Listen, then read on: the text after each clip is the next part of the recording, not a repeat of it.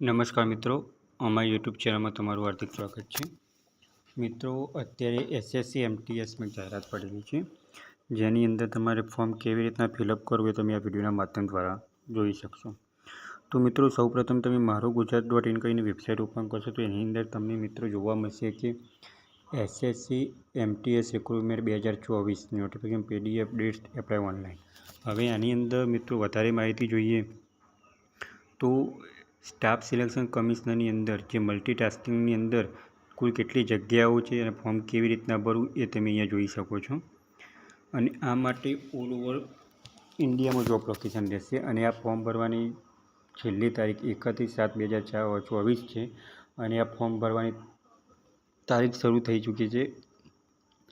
હવે આની અંદર તમારે ક્વોલિફિકેશન મિનિમમ તમે 10 પાસ અથવા 10+10 એટલે કે 10મું અથવા તો 12મું તમે પાસ કરેલું હોવું જોઈએ અને આ ફોર્મ ભરવા માટે મહત્તમ તમારી ઉંમર 18 થી 27 વર્ષની હોવી જોઈએ.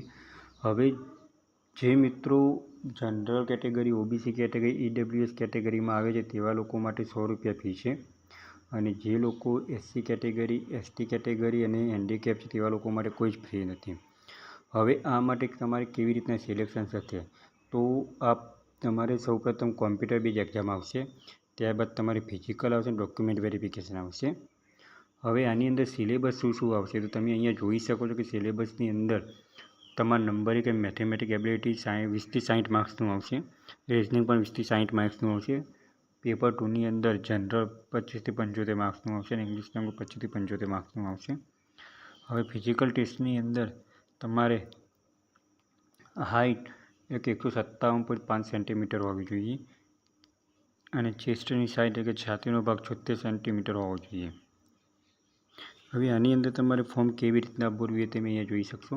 તો ફોર્મ ભરવા માટેની એપ્લાય ઓનલાઈનની લિંક વિડીયોના ડિસ્ક્રિપ્શનમાં આપેલી છે.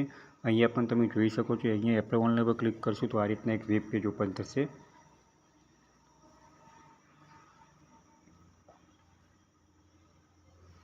આ રીતના વેબ પેજ ઓપન થયા બાદ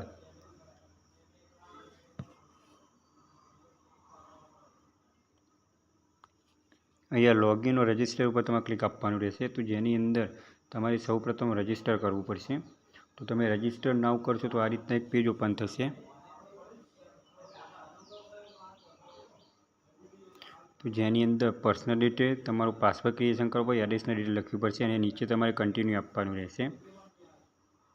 તો અહીંયા તમારે જોઈએ હોય તો તમારા આધાર કાર્ડ હોય તો આધાર કાર્ડ પ્રમાણે તમારે નંબર લખવું હોય તો ઓટોમેટિક તમારું નામ અને એડ્રેસ અહીંયા આવી જશે.